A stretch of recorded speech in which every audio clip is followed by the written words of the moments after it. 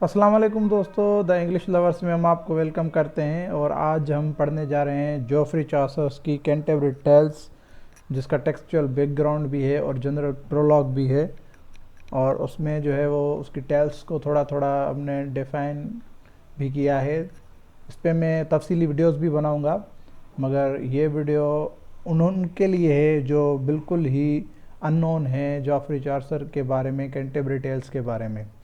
तो शुरू करते हैं हम अपनी वीडियो कि जोफ्री चौसर जो है वो कैंटरबरी टेल्स उसने मिडिल इंग्लिश में लिखी और ये 24 कहानियों की एंटोमोलॉजी है। और जोफ्री चौसर ने ये कहानी 1300 के आखिर में लिखी, लेकिन उसे कभी ख़त्म नहीं किया। उन्होंने मादरी अंग्रेज़ी नामी बरतानिया में कुरान वस्ती के दौर की मादरी ज़बान या मकाबी ज़बान में लिखा था। चौसर का असल मंसूबा 100 से ज़्यादा कहानियों का था, लेकिन सिर्फ 24 काम मुकम्मल हुए, जिनमें से कुछ पहले के कामों के लिए लिखा जा चुका था।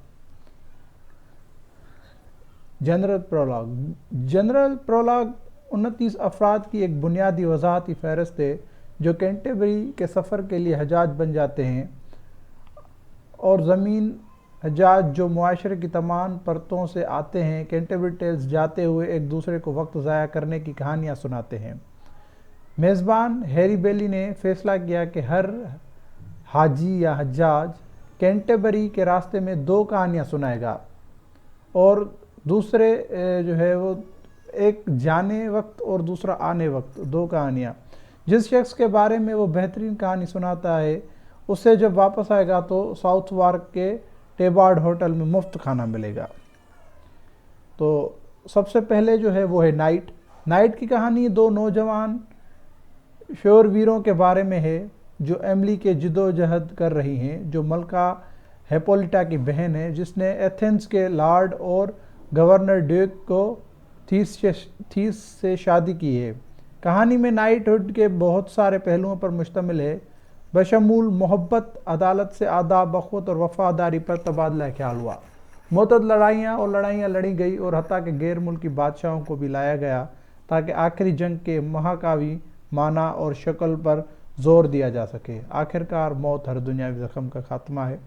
उसके बाद मिलर की कहानी एक पुराने बढ़िए के बारे में है जिसकी एक जवान बीवी है और उसे अपनी बीवी के हामी ने धोखा दिया है। आखिरकार दूसरे सिटर ने स्पार्टर को धोखा दिया। उसके बाद है रीव। तमाम लोगों को कहानी को दिलचस्प लगाना पड़ता है सवाए इस बात की कि शिकायत करने वाले रीव जो कहानी को ज़ाती तौर पर ले जाता है क्योंकि वो तिजारत के ज़रिए बढ़ी है। मेज़बान रीव से इल्तिजा करता है कि वो बदमाशी और खुतबा बंद करो और कहानी सुनाना शुरू कर दे। रीव अताअत करता है और एक मोतबर मिलर के बारे में एक कहानी सुनाता है जो तालिब इल्मों को धोखा देता है, लेकिन उसके बदले में धोखा दिया जाता है। धोखेबाज धोखाधही में ही है। उसके बाद है कुक टेबल एक नामुकम्मल टुकड़ा है।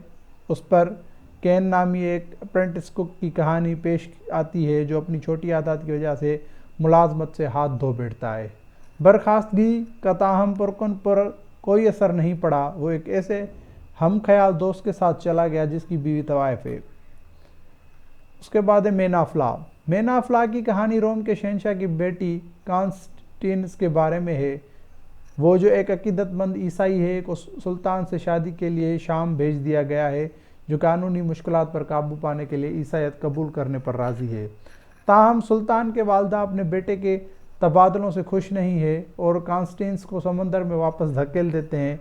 इसकी तकालीफ के बावजूद कॉन्स्टेंस वफादार रहता है और यहाँ तक के मेज़बानों को भी उसकी पनाह देता है। आखिरकार में इसका मसीही अकीदा उसका तहफ़्फ़ुज़ और उसका इनाम है। उसके बाद है वाइफ ऑफ बात जो है खुद को शादी और अज़वाजी ज़िंदगी का इख्तियार समझती है। वो शादी और रोज़मर्रा की ज़िंदगी में ख़वातीन की समाजी और कानूनी हैसियत पर तबसरे करती है। वो दावा करती है कि इस इल्मी तजुर्बे से ही, ना कि सेहती अथॉरिटी को मुस्तरद करने के बजाय वो मंतक की अपील करती है। इस तरह सही उसूलों और अहकाम की बहुत सख्त तर्जुमानियों को रद्द करती है। फरारी की कहानी नामालूम समन तलबा के तिजारत और कमाई के बारे में है जो एक बूढ़ी बेवा को झूठे समन طلب کر کے بلیک میل کرنے کی کوشش کرتا ہے. آخرکار طلب کندہ کو بوڑھی عورت کے ذریعے جہنم میں لعنت مل جاتی ہے. اس کے بعد سمونر کی کہانی ایک لالچی شخص کے بارے میں ہے جسے اپنے لوگوں اور دوستوں سے چرچائی طور پر عطیات دینے میں کوئی شرم نہیں ہے. سمونر واضح طور پر فراری کی کہانی کا کچھ نہ کچھ بدلا چاہتا ہے. اس کے بعد ہے کلرک کی کہانی والٹر کے نام سے ایک بازار سے متعلق ہے. لارڈ والٹر ایک بیچلر ہے جسے ورثے کی فراہمی کے لیے اس کے مضامین نے شادی کرنے کو کہا ہے. لارڈ والٹر نے ایک غریب لڑکی کو جمع دیکھا اور اس سے شادی کی جس کو گریسلڈا کہتے ہیں. کچھ وقت کے بعد والٹر نے گریسلڈا کے صبر کی جانچ کرنا شروع کر دیا. آخرکار کلرک کی کہانی غیر مشروط خواتین کے تابعداری کے بارے میں ہے. اس کے بعد مرچنٹ ایک 60 سالہ نائٹ کے بارے میں ایک کہانی سناتا ہے جو فیصلہ کرتا ہے کہ اس سے بیوی سے شادی کرنی چاہیے. محبت، شادی، سچائی، وفاداری کی معنی زیر بحث آئی ہے. اس کے بعد اسکوائر کہانی کی ایک نامکمل ٹکڑا ہے. شاہ کیمبوسن نے عربی اور ہندوستان کے بادشاہ کی طرف سے بطور تحفہ بطور جادو گھوڑا، تلوار، آئینہ اور رنگ وصول کیا. گھوڑے میں یہ صلاحیت موجود ہے کہ کسی بھی جگہ پر جہاں بھی جانا چاہے لے جا سکے گا. اس سے تلوار نے جادوئی طور پر سب سے لمبا بازو کاٹ لیا اور زخموں کو بھی بھر سکتا ہے. آئینہ مستقبل کی بدقسمتی اور المنیوں کا انکشاف کر سکتا ہے اور انگوٹھی اپنے پہننے والوں کو پرندوں کی تقریر کو سمجھنے کی طاقت دیتی ہے. بادشاہ کی بیٹی انگوٹھی پہنتی ہے اور ایک فالکن کو بری طرح سنتی ہے جو اس کے چمچے عاشق کے ذریعے اس کے لیے غداری کا ماتم کرتی ہے. وہ ناقص فالکن کو عدالت میں لے جاتی ہے اور اس کے خود سے ہونے والے زخموں کو پالتی ہے. اس کے بعد فرینکلن کی کہانی ارویرا گھس نامی نائٹ کے بارے میں ہے جس کی شادی ڈورجن نامی خاتون سے ہوئی ہے. ارویرا گھس کی عدم موجودگی کے دوران ارویلس نامی ایک چوکوڈور جن کو عدالت کرنے کی کوشش کرتا ہے وہ بظاہر ناممکن کسی چیز کا مطالبہ کر کے اس سے جان چھڑانے کا سوچتی ہے. جب اورلیس ناممکن کو انجام دیتا ہے تو ڈورجن کو ایک بڑی پریشانی کا سامنا کرنا پڑتا ہے. یہاں تو اپنے شوہر سے وفادار رہنا، اس کا وعدہ توڑنا، یا اپنے شوہر سے بے وفائی کرنا، اپنا وعدہ پورا کرنا. اس کے بعد فزیشین ورجینس نامی نائٹ کے بارے میں فزیشین کی کہانی کہ ایک بیوی اور ورجینیا کہلانے والی ایک خوبصورت نیک 14 سالہ بیٹی ہے. ایک دن یہ نام مجھے نہیں آ رہا نامی ایک جھوٹے جج اور ورجینیا کو دیکھتے ہیں اور فیصلہ کرتے ہیں کہ اس کی قیمت سے قطع نظر اس کے پاس اس کی قیمت ہوگی. تاہم ورجینس نے جج کو دینے کے بجائے اپنی بیٹی کو مار ڈالا. اس کے بعد ہے پارٹنر معافی دینے والے کی کہانی میں 3 بار شراب نوشی کرنے والے نوجوان موت کے قتل سے واقف ہو جاتے ہیں اور وہ موت کو ڈھونڈنے، روکنے اور مارنے کا فیصلہ کرتے ہیں. اس کے بعد ہے شپ مین ایک بیوپاری ہے.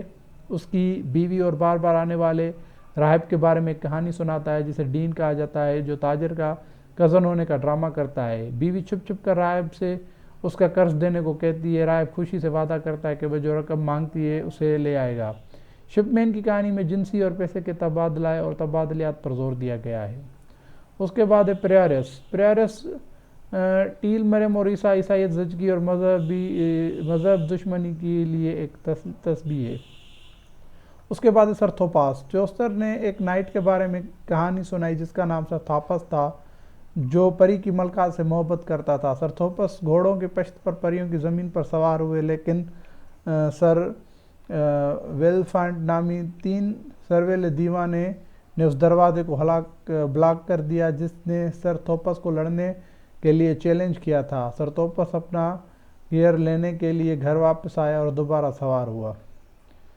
اس کے بعد ہے میلیبی. اس کے بعد چوسر ٹیل آف میلیبی سے متعلق ہے. میلیبی کے دشمنوں نے اس کے گھر پر حملہ کیا اور اس کی بیٹی زخمی ہو گئی لیکن ان کی اہلیہ ڈیم پر ڈینس نے اس سے انتقام کے خیالات پر پابندی لگانے اور دشمنوں کو معاف کرنے پر آمادہ کیا.